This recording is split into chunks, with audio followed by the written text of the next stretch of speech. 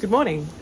My name's Sarah. I'm one half of Two Pearls in a Pod, which is a podcast I normally make with my friend Paige. But you have probably seen that Paige is currently living her best European winter life. I think she's in London at the moment, and looks like she's a busy girl. So I wanted to kind of catch up just myself this morning and just talk about what I've been up to. So yeah. I am here on the lands of the Wurundjeri people of the Kulin Nation, and I am really grateful to be here on this land at such a beautiful time of year. And I woke up early this morning. It's a really sort of beautiful, quiet morning, and I thought I'd just talk about what I've been up to, mainly because I feel myself like slowing down a little bit. It's certainly in terms of knitting. It's summer now, and my motivation to knit is perhaps not as much as it normally is, and certainly what I'm working on is probably a bit slower, and so it's felt like a nice kind of like wrap up of a few different things. Anyway, I'm sitting in like a different part of my garden. I'm really proud of like the beautiful jasmine that I like, that covers a lot of my garden, but it's in full sun at the moment. I'm also this way avoiding my jacaranda tree, which again is incredibly beautiful but very messy, and it's a lot of purple flowers everywhere at the moment, which is just so lovely. Anyway, I digress. I have a few things to show and talk about and some progress, and yeah, so the first thing I will talk about is this is my first finished object, which is my Zipper Sweater Light by Petite Knit. Just straight off the bat, I love this. I can't believe it took me this long to make a zipper sweater. It's just everything I wanted it to be. I'm so wrapped, like, oh my gosh. So I feel like, for context, I followed the pattern for the Zipper Sweater Light Man, just because that's what I had available. And, you know, we've talked at length about the utility of buying different, or the merits, or perhaps lack thereof, of buying different petite knit patterns of the same garment. But I had the Zipper Sweater Light Man version, and I just used the smallest size in that, which has given me, I think it's sort of maybe like 15 to 20 centimeters of ease, and it's just right. I'm really, really pleased with sort of the fit and the ease and the kind of shape that this has given me. But I'm so wrapped. I've used Knitting for Olive, Merino, and Soft Silk Mohair held together, and hopefully you can appreciate the degree of marl there. And I definitely like mulled over this yarn combination quite a bit, just in terms of getting that right degree of marl and kind of how blue I wanted this versus how grey. The Merino is Dusty Dove Blue, and then the Mohair is Blue Jeans. So I went for a darker mohair and a lighter base colour, and I think I probably prefer that combo to the other way around, where you have a darker base colour and then a lighter mohair strand. I think having the darker mohair gives it like a little bit more depth or something. Anyway, as a result, I have got this like beautiful, really light, airy garment. Like, there is a reason this combination is popular. It is so, so nice, and it's just made a really lovely garment. I'm so pleased. Anyway, I ended up getting one of the Petite Knit zippers, mainly because I really liked the little toggle on that one. I was a little bit concerned, because this is quite a light material, like it's quite light and drapey, that the metal zipper might be kind of too heavy and it might sort of pull. But I think there's enough structure and reinforcement from the placket that that's not an issue. So yeah, that was great. I'm finding this is exactly what I wanted it to be, in terms of it's really easy to throw on, and it's a really casual, just like put it on with anything. I feel like I wear this around the house with trackies, and I feel like very put together. So if I don't know, if I had to answer the door, I would feel like a classy lady or something. Like, it's just, you know, it's kind of, because it's got that sort of, it feels a little bit sporty, or a little bit more kind of, yeah, less formal, but still quite classy. And I mean, I guess that's why it was a really sort of popular trend recently. But I am so pleased that I'm finally part of this trend, and I have this, and just the fact that it's nice and light has been really nice for the last sort of, like, since I finished it, sort of cooler evenings, and like, it's just great. I've made it, I'll see if I can stand up, hang on. So I've made it reasonably cropped, but I normally just sort of tuck it in, but I'm happy with the length. I'm happy with my sleeves. This is exactly where I want my sleeves to sit, like over my knuckles. And it's just, it's a great pattern. I mucked up the collar, so I had to redo the collar because I didn't read it right. So I'd done the full collar, and then I was like, oh my gosh. Anyway, I mean, aside from that, which was entirely my own fault, this is a really nice pattern. It's a really simple raglan, but with this really nice feature. I think it looks really not handmade. And I mean, that's, I think, fine, but I really like that this feels like a really professional garment, and looks like something you might buy.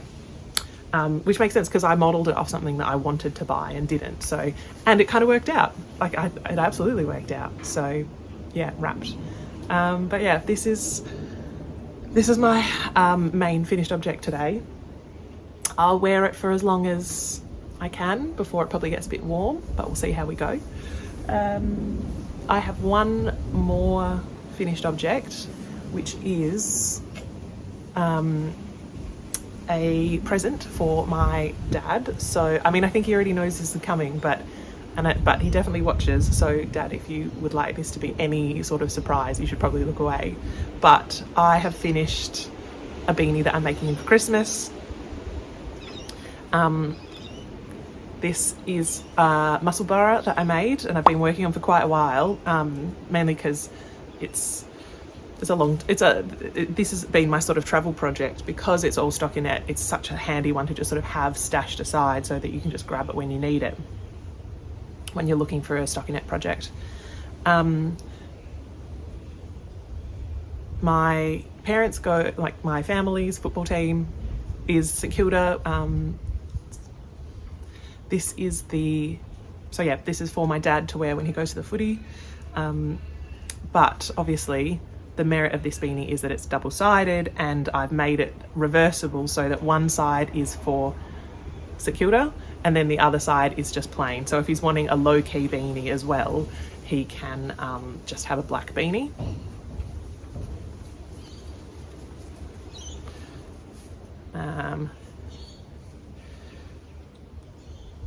But I suspect that he'll probably wear it more so as a St Kilda beanie. This is to replace one that I made him when I was not a very good knitter, and I saw this beanie the other day, or like I saw this beanie recently, and it was terrible. The tension was so atrociously loose, it was an embarrassing beanie essentially. So this is sort of a replacement for him. But yeah, I'm not sure about sizing, and I think probably in hindsight, if I'd done this again, I started with the full black side just because I wanted to just get going and just knit and knit and knit and not worry about anything. But which meant I had to kind of guesstimate the stripes and the colours like secondary, like as I was tapering down, and what I ought to have done, and if I ever do anything like this again in future, I would start with the stripes so I have more control over the length and how I want the stripes to be, and then and then I don't need to worry about the rest of it. Does that make sense? Hopefully that does. It kind of worked out, but it just meant that, you know, I probably should have done it so that with the brim folded up, the next color is red, and it's not perfect, but I am just still really pleased with it. Hopefully it's the right size. It's quite, and I think this is the thing with a Mussleborough, is because it's double-sided, it's fairly, like, makes for a big beanie, but hopefully, like, it works out. But yeah, I think this will just be a really fun one for my dad. I think he's generally not a fussy guy, so hopefully, like, I think hopefully he'll be happy with it. But this is one of my Christmas knits knocked off, which I'm really pleased with, and it's kind of as a proof of concept of this like reversible beanie, which I've tried once before. Like, I've done one already and this is a second now. It's just like it's a fun project, and I think it's a fun one for presents as well. So I think there'll probably be more St Kilda beanies in my future. But yeah, I think they're they're the two main finished objects that I have, wrapped with both. But I thought I might also talk about some whips. And whilst these are probably the least exciting, I think it's a natural progression from my finished Mussleborough to other hat projects, one of which is another Mussleborough, because I think this is just the best pattern. It's a great one to have, like, one on the go all the time, and I think probably I will at some point, like, I'll have some sort of Mussleborough on my needles at all times. I have this circular needle, which I think is essentially just now my Mussleborough hat, my Mussleborough needles, but it's just a 3mm circular, which is like fairly short, but this is what I do all my Mussleboroughs, where I'm using a 4-ply fingering weight yarn. But I've just cast on for this one, which is going to be for myself. This is some yarn that I kind of bought as a bit of a spur of the moment thing when I was at the Australian Sheep and Wool Show in the middle of the year. And I talked about this in my planning video. This is the yarn that I'm using, which is just the most beautiful thing I think I've ever seen in my life. It's like a single stranded yarn, which is from this yarn brand dyer called Athena, but it is 65% merino, 20% silk and 15% yak. It is like got the most beautiful luster from the silk and like really, really beautiful variegation, like very, very subtle variation.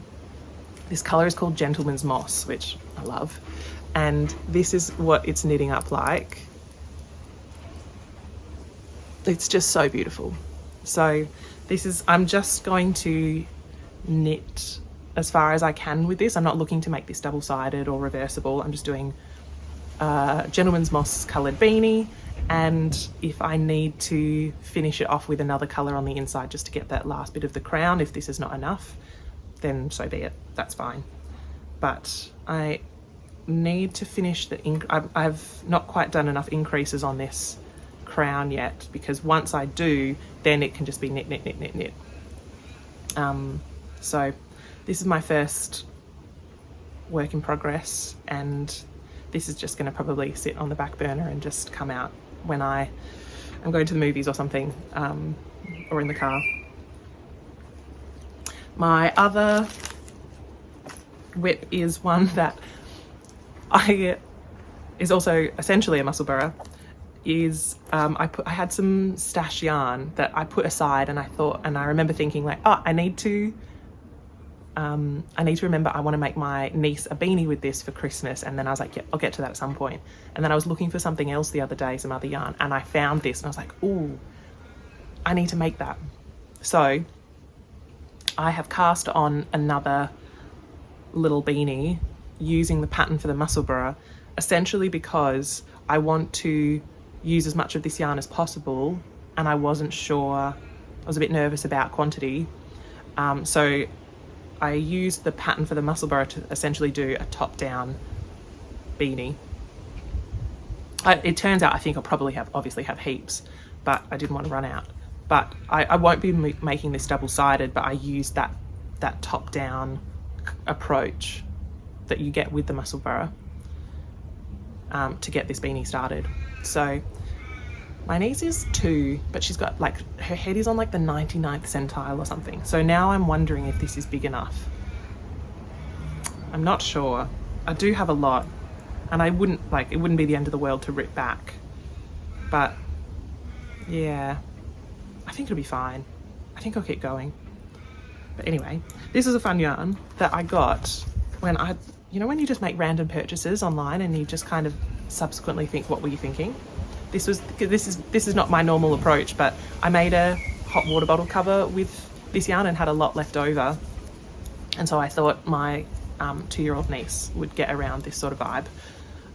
But this is the yarn that I've used. It's called Twisted Ambitions, which is from, it's a dyer in the States, I think. But this is just a DK weight 100% superwash merino.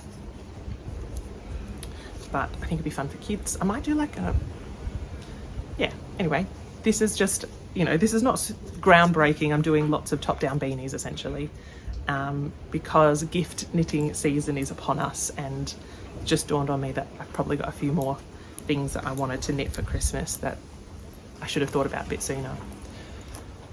We'll see. We'll see. I have, okay, so my main whip / almost finished object is the thing that I'm probably most excited to talk about, and that is this, which is my Eva cardigan that I steeked. I filmed a little bit of that process, and maybe I'll put it at the end if people are interested in watching me essentially have a very panicked existential crisis about cutting up this incredibly beautiful yarn. But as a sort of overview, this is the Eva cardigan, which is a pattern again by Petite Knit, and this is one that it's been a bit of an ordeal in that I started knitting a different cardigan, realised I probably wouldn't have enough yarn, frogged it all out and have made the Eva cardigan instead.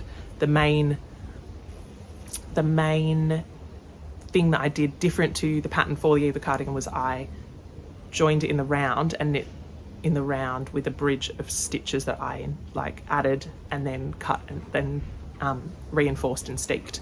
So yeah, it's like, it's almost like it's essentially done, but I just thought I'd show where it's at. I'm having a few doubts about it, but first things first, I'll show you my steeking bit.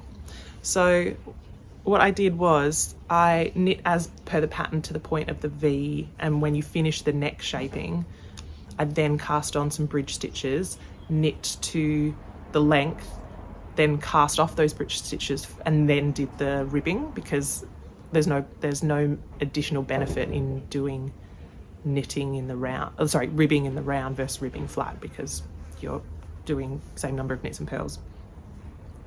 I then reinforced the steek stitches using a zigzag stitch on my sewing machine, and then cut down the middle of the bridge. And then after that picked up for the neckband, which is like, yeah, really like, do you remember it was like 6-12 months ago? I feel like there was a lot of patterns coming out in with a 2x2 rib band, and it felt like a very like flavour of the month pattern, and I'm finally getting on it 12 months later. But this is where the cardigan's at. I have, I don't know if you can see. So yeah, this is my steeked thing. This is the section that was steeked, and like I've just been sort of throwing this around. I've obviously worked the entire button band, and the stitches have just held. Like there's no unraveling, and I mean it's been reinforced, but it's not even come close to the reinforced section with the threads.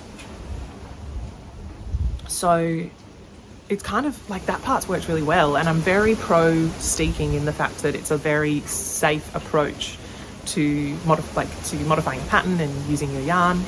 The one thing that does give me misgivings about it though is like I feel like it's harder to rip out now, or like it's harder to modify, and one of the things that I'm not sure about is the length, and I feel like now if I wanted to go back and shorten it, I don't know how that would go. Like that would be a really difficult thing to manage. So in some senses it's great, but it definitely takes away a bit of the flexibility or how modifiable a pattern is once you commit to steeking something. So yeah, I think what I'd like to do is, yeah, and also now I'm worried I've made it a bit long. and I'm not sure how much I like sort of a longer cardigan style as someone who's very pro cropped garments. So that remains to be seen. What I think I would like to do is sort of cover this with a bit of ribbon or something, or in some way kind of cover this up, because it's a bit messy. And I guess that's the trade-off you make with steeking, is that if I'd knit this flat, I would have got a really nice, like, sort of sharp border all the way around like I have for the rest of it. But I mean, you won't see it, but it would be nice to not have this like ratty piece of edging kind of tucked in the inside. If anyone knows any techniques or ways that is a recognized way that you can tidy this inside up, please let me know. But look, overall, I think this is, you know, it's fairly simple, but you know, I think simple is good, and simple is kind of what I was expecting when I made this, and it just means that I can celebrate this incredibly beautiful yarn. There's one point where I realized that this is a hand dye, and it did not occur to me at all that I might need to like alternate skeins. It's fairly consistent, but there's like one point where it like, I think it probably shows up a little bit.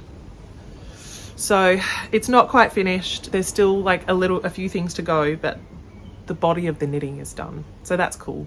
So I'll be able to, I mean, I also don't expect that I'll get anywhere out of this now. Like, it's too woolly and for December. So, you know, like all my story of my life this year, that everything is essentially like finished a month after I wanted it. So yeah, we'll see. But anyway, oh, look at this color. Oh, matches my tomato plants. But that's my sort of other main, almost finished object. But anyway, I have one more whip, which I'd like to show. And this is probably the reason why I don't anticipate a lot more output, kind of finished object wise or garment wise or anything between now and the end of the year. And that is because I have started my final garment for the year, which is this. This is something that I have spoken about before. I basically wanted to completely just rip off and copy a garment that I have, that is a really popular one from a French clothing brand called Cezanne.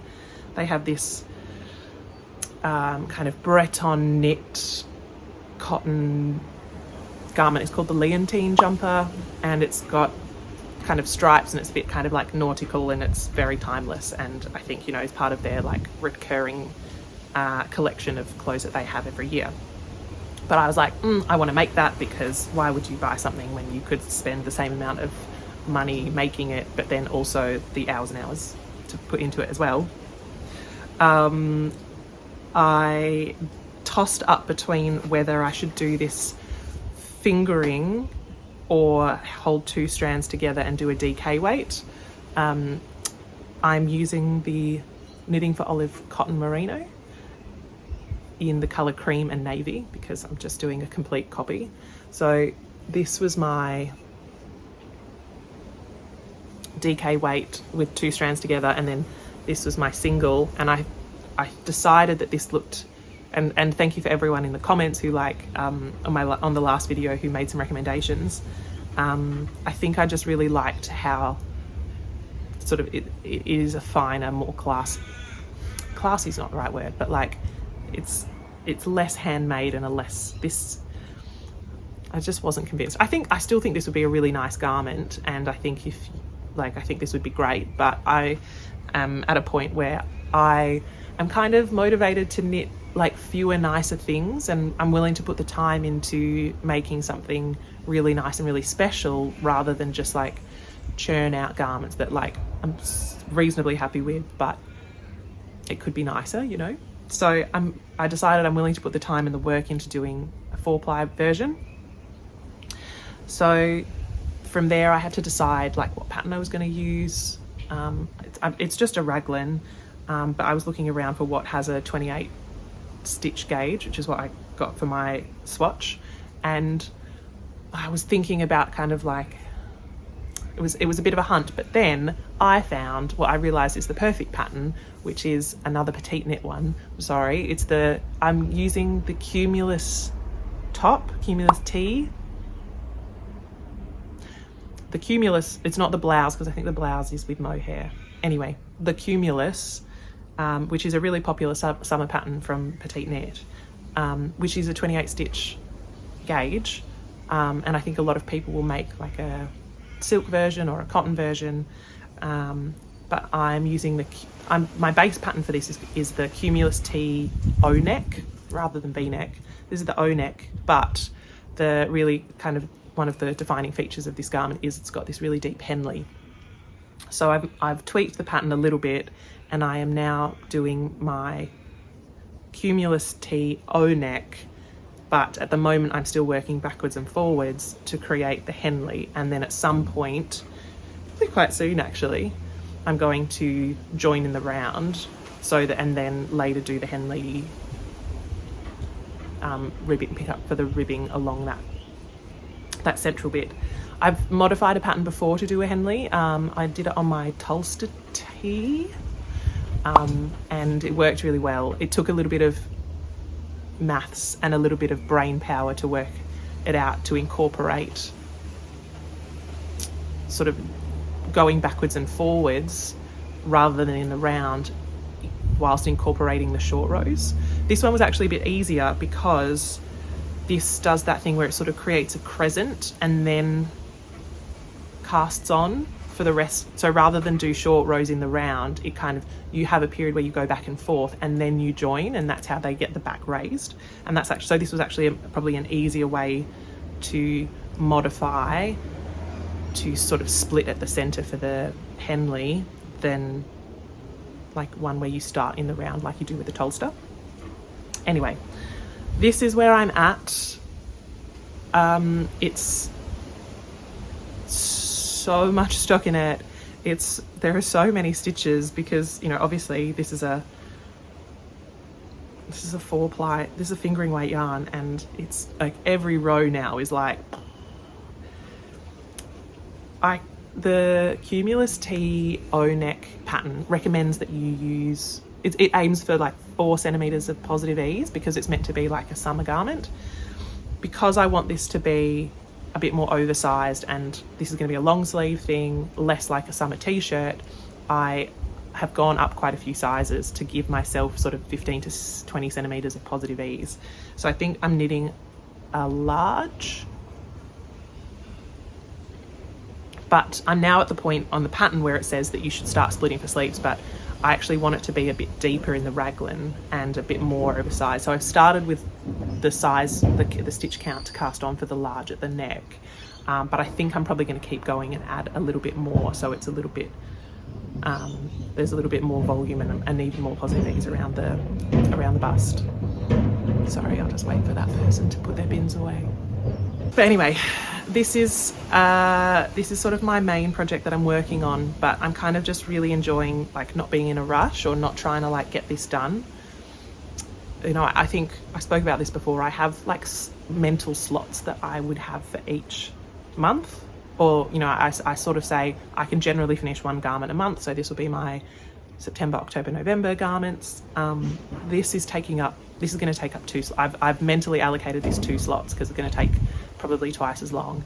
Also, like, it's summer and there's a lot of other things going on and I'm probably not going to be knitting as much. So I'm happy for this to just like quietly tick away in the background. But I don't anticipate finishing this anytime soon or anything else really, which is kind of nice place to be in. But yeah, the fabric feels really, really nice. I'm a huge fan of this cotton merino from Knitting with Olive. I have done my first stripe and I really like how it's looking. So I think this is going to be a really nice garment. And hopefully in time for, you know, get some wear out of it once it gets a bit cooler again, towards February, March next year. But yeah, this is really nice. It's just going to take a long, long time, but I don't mind. Ooh, think I'm running out of like sun time. Like the sun it's creeping closer. But anyway, they are all the things that I'm working on at the moment. I have a few acquisitions, which it's been a while since I've had an acquisition. I'm very proud of myself that I'm really trying to be mindful about what's coming in and what's going out, because my stash is a bit out of control. I've sold a little bit this year, which I was really pleased to do, and a lot of my kind of tentative plans for next year are definitely centered around what I've got in stash. So the beautiful Danielle Creek, who is who's from Melbourne but currently lives in Norway, messaged me and said that she was coming home to visit her family and would I like to bring some yarn home. And I said yes, I cannot pass up an opportunity to get some European yarn at not Australian import prices. You can get some things, but it's a fairly limited range, and it's generally very expensive, which it kind of is understandable, like it's got to come a long way, but if there's an opportunity to buy at local prices, absolutely I will. So I said yes please, I would like some yarn. So I ordered some yarn and got it sent to her place in Oslo before she left. We've since caught up. It was finally nice to meet her in person after like messaging her for so long, and I'm so grateful for like the supplies that she has brought me. I think I was quite restrained, but I did buy some like fun things and bought some yarns to try that I've heard a lot about online, but this is like the first time that I'm seeing them. The first of which is, actually I have seen this before because I already own some, but I got some more Camarose Snefnug in their like natural creamy colour, which is just so beautiful and squishy. And I was planning to make a Sophie shawl, and then I decided I wanted it to be even bigger, so I ordered a little bit more. I don't know how much I'm going to need, but I've got 4. I had 3 and I got another 3. So I'm just gonna, that's gonna be like a winter project, or maybe I'll cast it on sort of early next year. But again, like I paid significantly less for this than I did the balls that I had bought from an Australian retailer earlier in the year. One yarn that I was really interested to try is this Sandascan brushed alpaca. I've been eyeing it off for a while. It's like chunky, fluffy. Look at this. And so I randomly just bought 5 balls. And I think what I would like to make is one of those like vest tie things that was really popular like a year or 2 ago. You know, like the Sandascan one that Inga from Knitting Traditions has made quite a few of, like that kind of like bib thing.